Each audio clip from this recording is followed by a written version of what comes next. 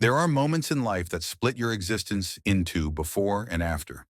Moments so sharp, so absolute, that you can measure your entire world by what came before them and what survived after.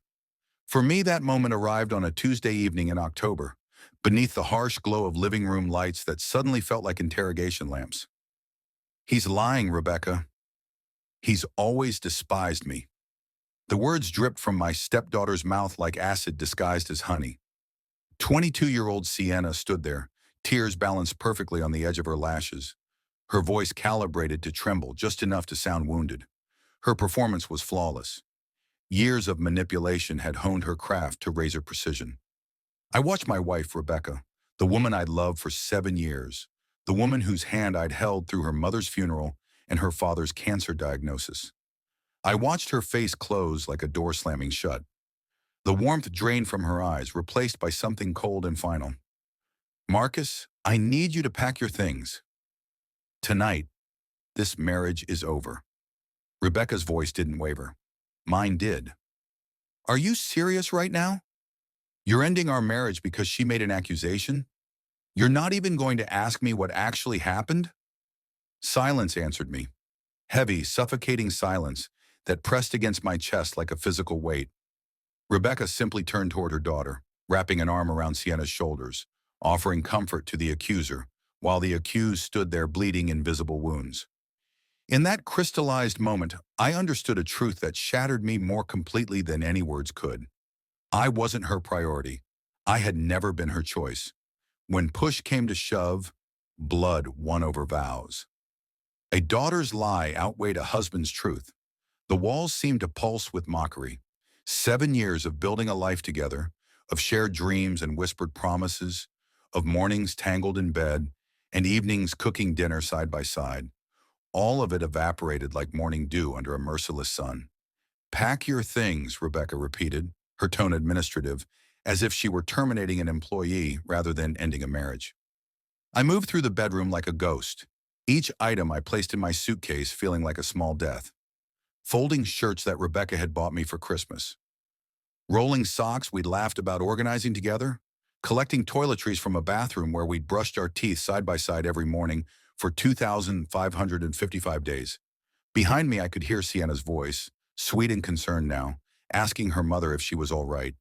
The performance continued even with the audience convinced. Some actors can't leave the stage. When I finally wheeled my suitcase to the front door, I paused, turned, looked one last time at the home I'd helped create, the space I'd filled with my labor, my money, my love, my life. Through the hallway mirror, I caught Sienna's reflection. She thought I couldn't see her. The mask had slipped, the tears were gone. In their place sat a smirk so triumphant, so poisonous, that it burned itself into my memory like a brand. The door closed behind me with a finality that echoed through my bones. October air hit me like ice water, shocking my system into a new reality. I stood on the porch with a suitcase in hand, my marriage crumbling at my feet, and that smirk hovering in the window's reflection like a ghost mocking my pain.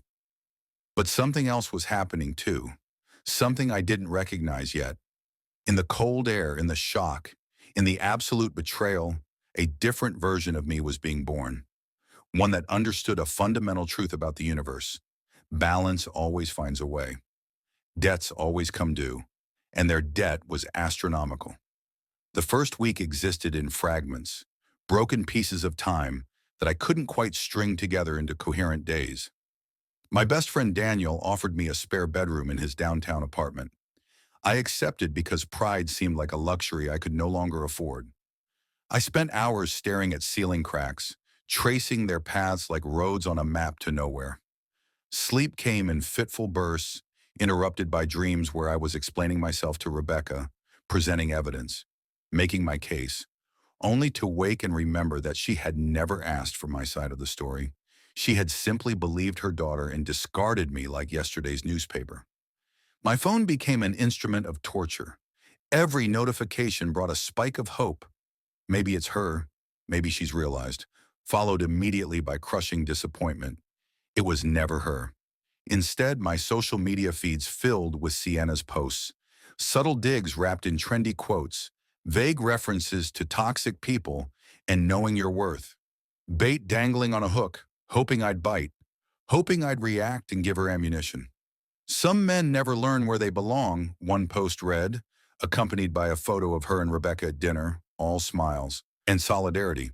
For those first several days, I felt something inside me breaking. Not my heart, that had already shattered.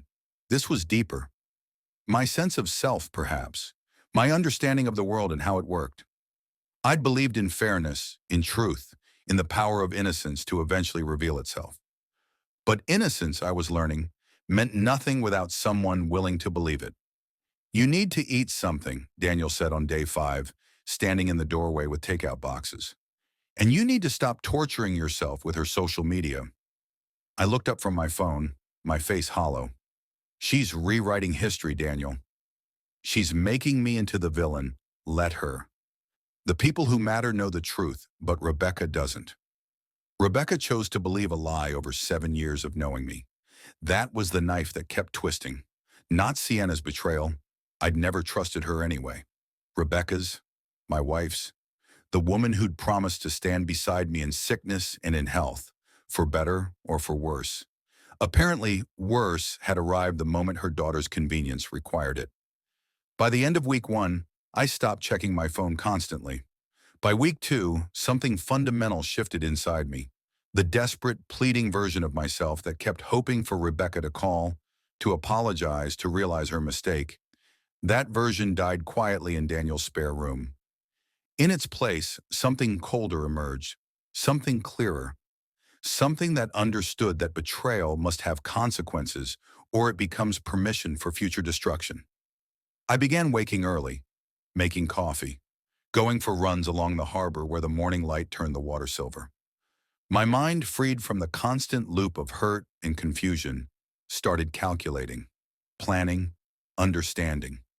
I pulled out the filing boxes I'd stored at Daniel's place years ago. Financial documents dating back to before my marriage, property deeds, business contracts, proof of every contribution I'd made to the life Rebecca and I had built. The house down payment I'd paid in full, the renovation loans I'd secured, the business venture I'd funded when Rebecca wanted to start her boutique consulting firm. She thought the business was entirely hers. She was wrong. I had receipts, signatures, legal documents proving my financial partnership in everything she'd created. She thought kicking me out meant erasing me. She had miscalculated. By week 3, I'd transformed.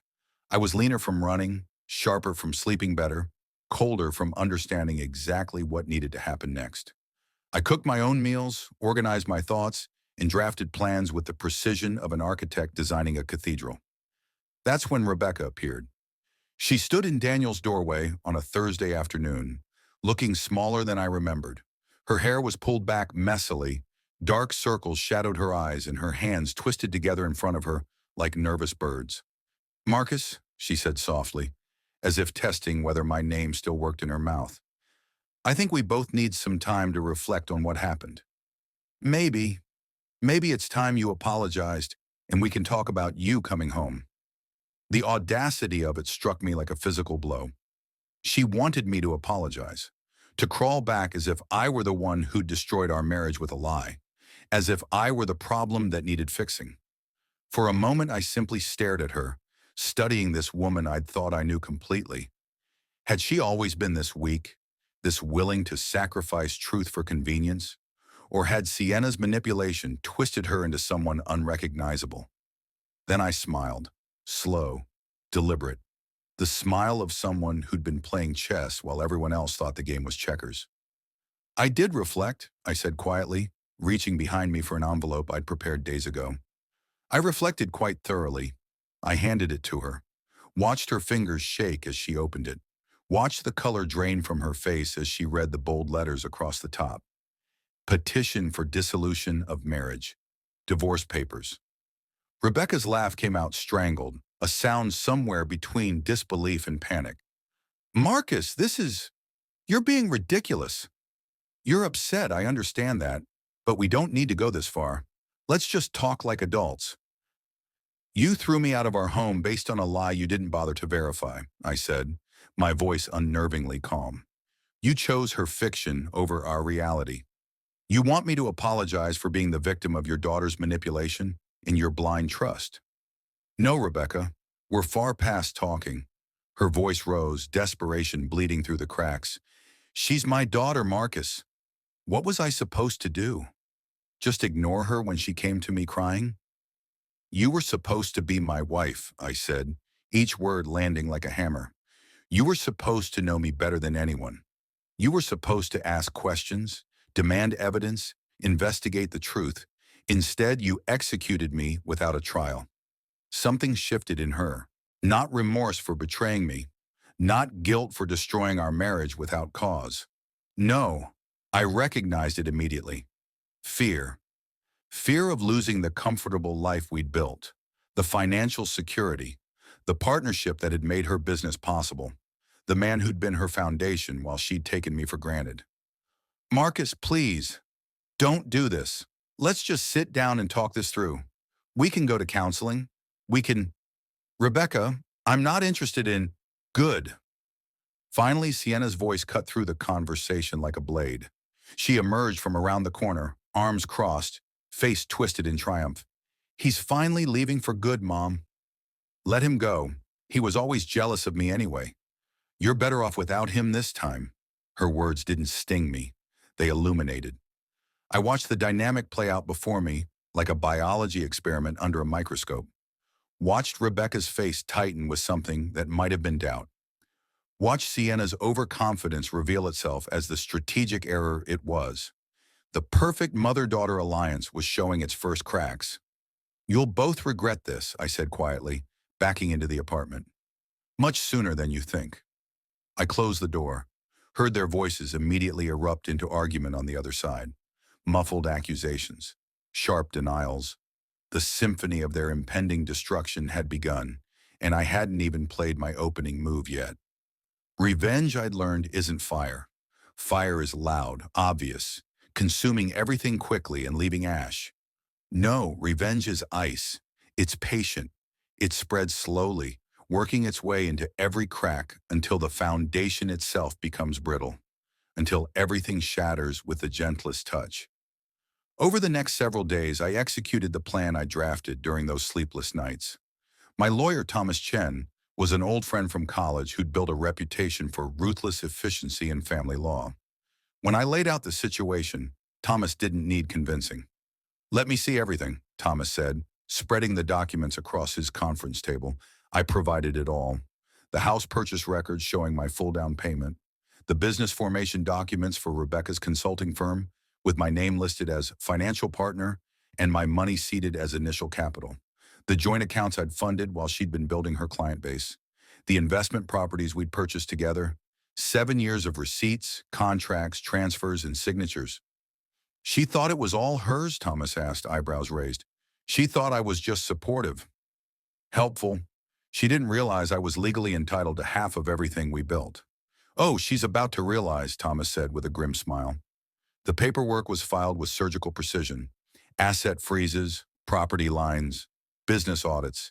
Every legal mechanism designed to protect my interests activated simultaneously. It was like watching a machine come to life, all gears turning in perfect synchronization. Meanwhile, Rebecca and Sienna continued their show. The daughter posted regularly on social media, each post dripping with contempt. Bitter men do bitter things. When trash takes itself out.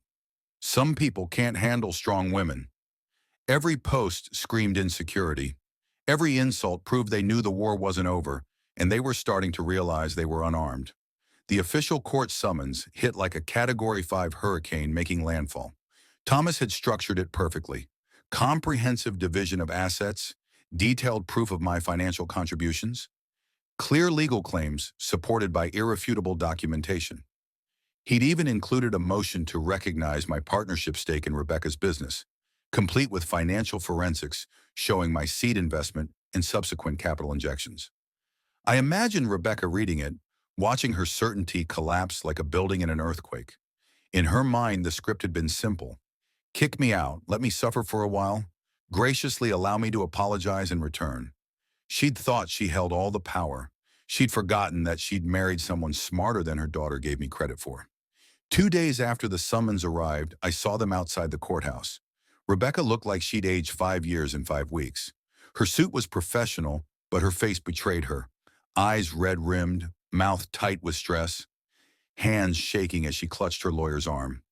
"Marcus, please," she called out as I approached the entrance. "You don't have to do this. Think about everything we built together. 7 years of marriage. Doesn't that mean anything to you?"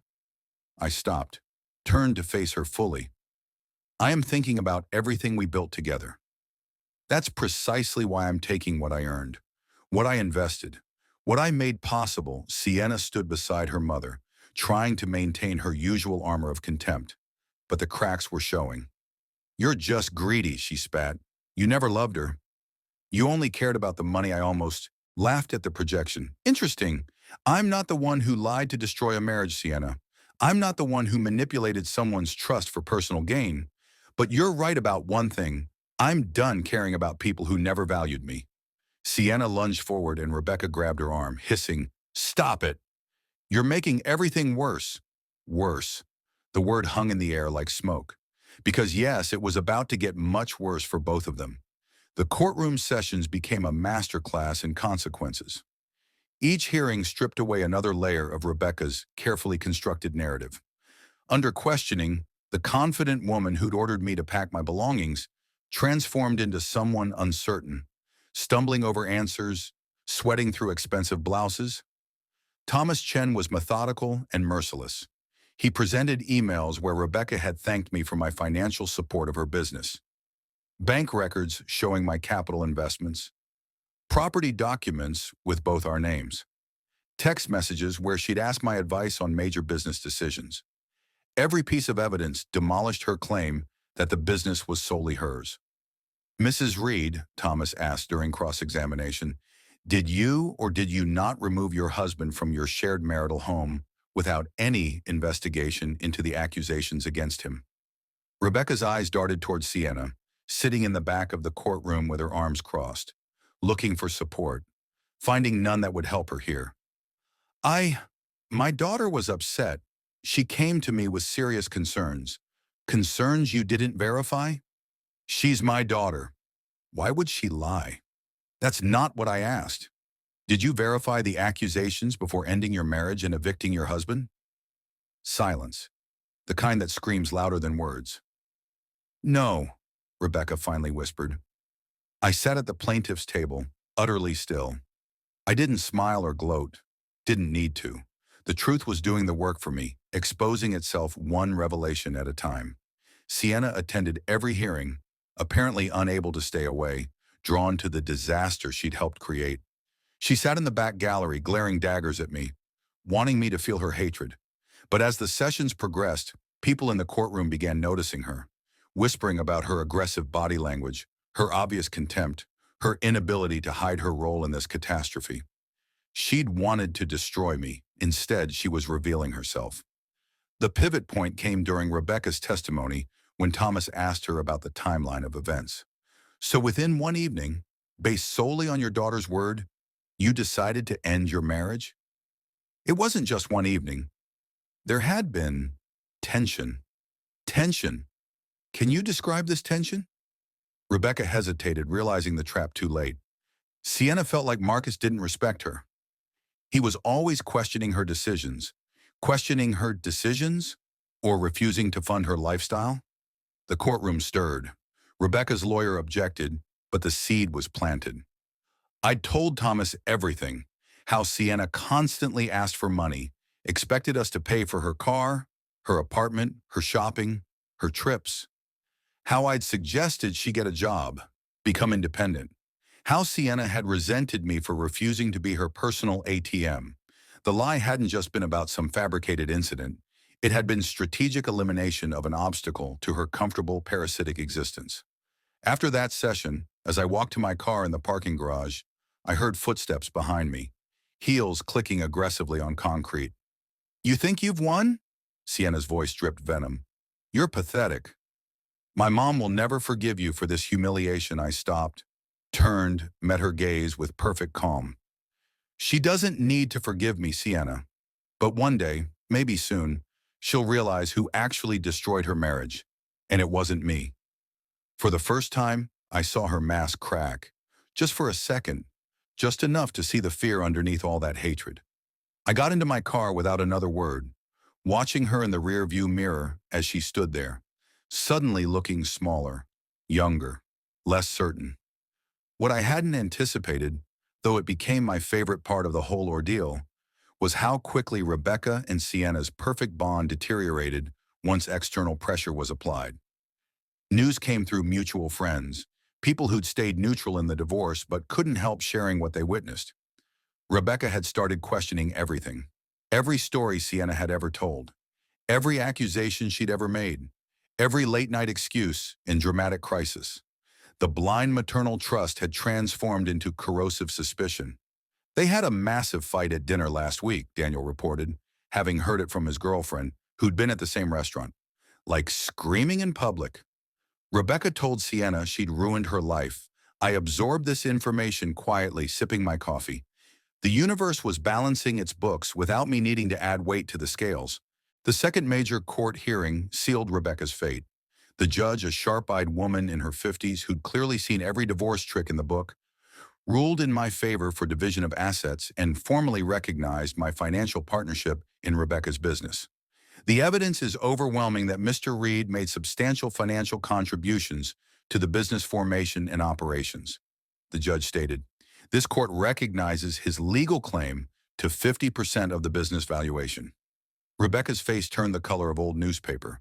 Beside her, her lawyer looked grim. Behind them, Sienna stood up and stormed out of the courtroom, slamming the door so hard the bailiff nearly went after her. That night, I received a text from Rebecca. Just one line. Please, Marcus. We can fix this if you'll just talk to me. Without the lawyers, I stared at the message for a long time. Once I would have clung to those words like a drowning man grabbing a rope, would have let hope override reason, would have convinced myself that love could somehow overcome betrayal. Now they felt hollow, empty, almost insulting. I didn't respond. Instead, I did something that brought me more satisfaction than any courtroom victory. I worked with Thomas to establish a trust fund using my portion of the business assets, a scholarship program for women who'd been abandoned, silenced, or betrayed by people they'd trusted, women rebuilding their lives from the ashes of broken relationships. Every dollar that left Rebecca's hands became a lifeline for someone else's freedom. Every cent of my revenge transformed into someone else's second chance. When Rebecca discovered what I'd done, her reaction was volcanic. Friends reported that she'd screamed at Sienna for hours, blaming her daughter for pushing me to such extremes. And Sienna, true to form, had screamed right back, blaming Rebecca for being weak, for marrying me in the first place, for not controlling me better. Their alliance, the bond that had been powerful enough to cast me out of my own home, had become ash scattered in the wind. I stood on my apartment balcony that evening, watching the sun set over the harbor, painting the water in shades of gold and crimson. I felt something I hadn't felt in months. Peace. Not the fragile peace of denial, but the solid peace of someone who'd walked through fire and come out refined rather than destroyed. I hadn't just left Rebecca. I'd rewritten the ending to a story where I was supposed to be the villain. The final hearing felt less like a legal proceeding and more like a funeral. Not of a person, but of pride, of power, of the illusion that betrayal comes without consequences. The judge's final ruling was comprehensive and devastating for Rebecca. I received my fair share of all marital assets, including the house, which would need to be sold to divide the equity. My business partnership was officially recognized with full financial accounting. Even the investments we'd made together were split down the middle with precision. Rebecca sat with shoulders collapsed inward, her expensive suit somehow looking cheap on her defeated frame. Sienna sat beside her, no longer whispering furiously, just staring at the floor with the blank expression of someone who'd watched their kingdom crumble and couldn't quite process the ruins. When the judge dismissed us, I stood and gathered my documents. I walked past Rebecca's table, and for just a second our eyes met. Hers were red, searching, desperate for something. Pity, forgiveness, maybe just acknowledgement that we'd once meant something to each other. I gave her nothing. No comfort, no cruelty. just the blank, neutral gaze of someone looking at a stranger. Outside the courthouse, Sienna was waiting by the steps. The smugness was completely gone now, replaced by raw anger that looked dangerously close to fear. "You destroyed her," Sienna hissed as I passed. "My mother never did anything to deserve this." I paused, turned my head slightly. "No, Sienna. She destroyed herself when she chose your lie over 7 years of knowing who I really am. You just gave her the weapon." She pulled the trigger, Sienna's face twisted, mouth opening to respond, but no words came, because somewhere deep down, in a place she probably refused to examine, she knew I was right. I walked away, down the courthouse steps, into the afternoon sunlight that felt warmer than it had in months. The weeks following the final judgment brought news through the grapevine, pieces of information that painted a picture of consequences rippling outward like waves from a stone thrown into still water. Rebecca had to sell the house. The beautiful craftsman we'd restored together, the home where we'd planned to grow old, had to go on the market just to cover the legal fees and settlement division. I heard she'd found a smaller apartment across town. Efficient, practical. Nothing like the life she'd imagined. Her business, without my quiet financial backing and strategic input, began struggling. Not failing catastrophically, but the steady growth had stopped. Clients she'd retained through my connections had quietly moved on.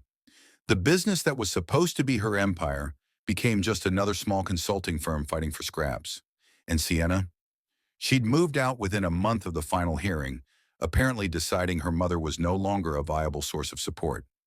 The last I heard, she'd moved in with a boyfriend Rebecca didn't approve of, and mother and daughter rarely spoke. The alliance that had destroyed my marriage had destroyed itself more thoroughly than I ever could have managed. But the most interesting development came 2 months after everything was finalized.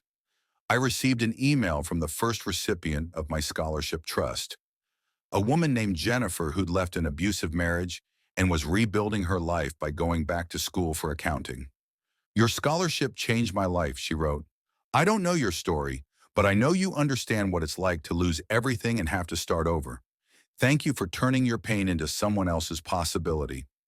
I read that email 3 times, sitting in my downtown apartment with coffee cooling in my hands and morning light streaming through windows that faced east, and I realized something profound. The best revenge wasn't their suffering. It was my transformation. It was the garden I'd planted in the scorched earth they'd left behind. I'd turned their betrayal into fuel for becoming someone better than I'd been before. Someone clearer about my worth, firmer about my boundaries, and wiser about where to place my trust. 6 months after the divorce was finalized, I sat in a coffee shop near the harbor, working on my laptop. I'd started my own consulting business, something I'd always wanted to do but had put off while supporting Rebecca's ambitions. It was growing steadily. Clients appreciated my integrity, my precision, my refusal to cut corners.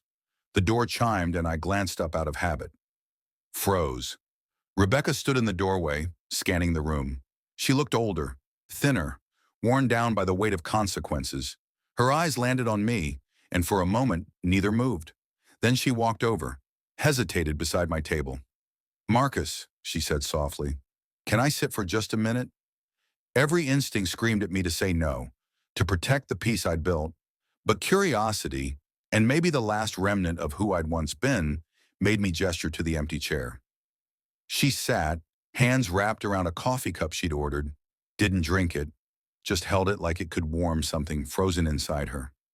"I owe you an apology," she said. "A real one.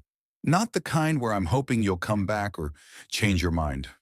Just an acknowledgement that I destroyed something precious because I was afraid of what choosing you over her might mean. I was a coward." I studied her, looked for manipulation, for angles, for hidden motives, found only exhaustion and regret. "You weren't a coward," I said finally. "You were a mother protecting her child. I understand the instinct, but you forgot you were also a wife with vows to honor. You forgot that protection doesn't mean blind belief. You forgot that I deserved at least one question before the execution." Rebecca nodded, tears sliding down her cheeks. "She lied, you know, about everything. I know that now. Too late, but I know it." "I know. Do you?" She hesitated. Do you ever think about what we could have had if I just asked? If I just trusted you? I took a sip of my coffee, considering. I used to, every day at first, but not anymore. Because I realized something important. The life we could have had required you to be a different person, someone who questioned her daughter, someone who valued truth over convenience, someone who fought for her marriage before abandoning it. And you're not that person, Rebecca. Maybe you could have been, but you made your choice. She cried quietly, not arguing. What was there to argue? After a while, she stood. I'm glad you're doing well. I mean that. You deserve better than what I gave you. Yes, I said simply. I did. She walked out, and I watched her go. Felt nothing but a gentle sadness for what she'd lost and what she'd never be able to recover. Not anger, not satisfaction, just the quiet certainty that I'd chosen the right path. I returned to my laptop, to my work, to the life I was building. A life that belonged entirely to me, shaped by my choices rather than someone else's betrayal.